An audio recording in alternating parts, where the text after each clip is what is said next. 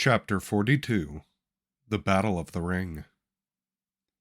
When last met, Joker finished reading the letter he got from the Relics of Light in Hala, which ended with rumors that there were disappearances in Sabala connected to the Yazoo, with most trails of the group leading to Vidale after that.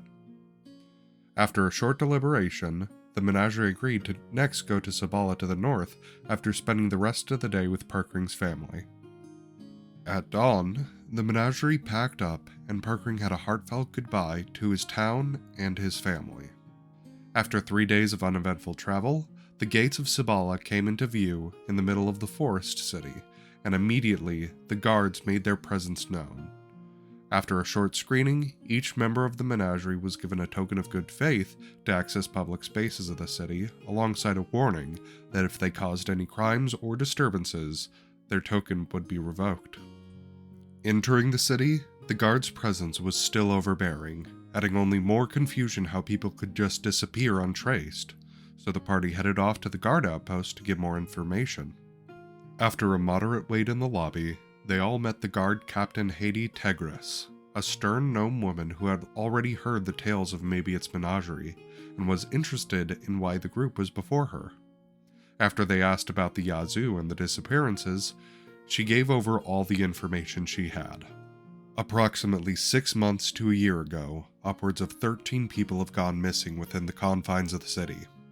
Those who disappeared are believed to still be in the city, as their tokens of good faith have not been returned, which should automatically happen when someone leaves the city.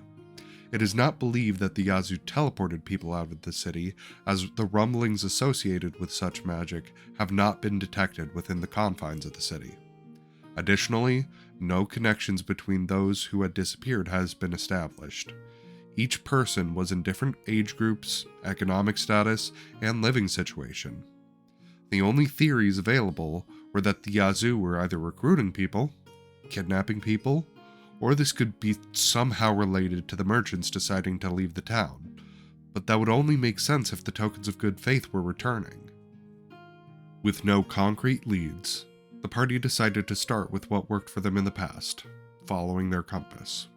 While not all anti-magic zones were caused by the Yazoo, it seemed like the best path forward, so they headed north as the compass guided.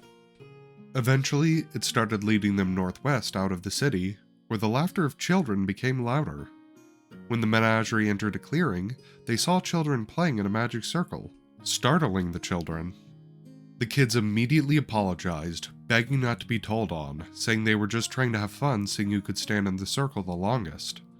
After hearing it was a competition, Kino and Perkring were far too eager to try to beat the children's previous record of 10 minutes, so the two entered the circle and immediately felt off. It was not like the effects of an anti-magic zone. Instead, reality felt warped, like some of the laws of physical space were in question. While these two competed, Maka investigated this circle more closely and found it was a decaying magical circle. Since no one had maintained the magic, the runes were steadily going wild, causing unintended effects.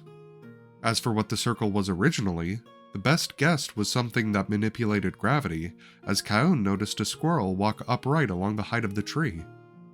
Around 9 minutes into their competition, Kino and Perkring both started to feel magical vertigo.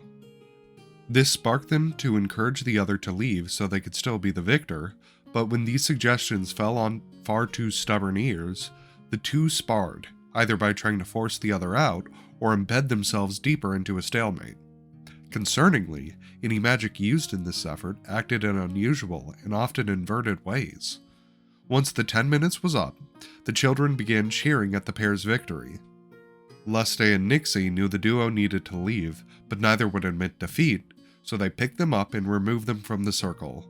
They continued to argue on who was removed first, but with this lead being a dead end, they all agreed to return to the guard captain to see if she knew about this.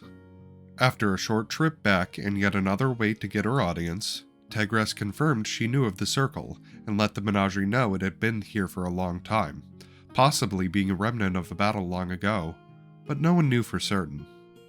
With no other obvious avenues to explore, the party asked if they could explore any locations associated with those who disappeared, and Tegris said she could get that organized for some time tomorrow.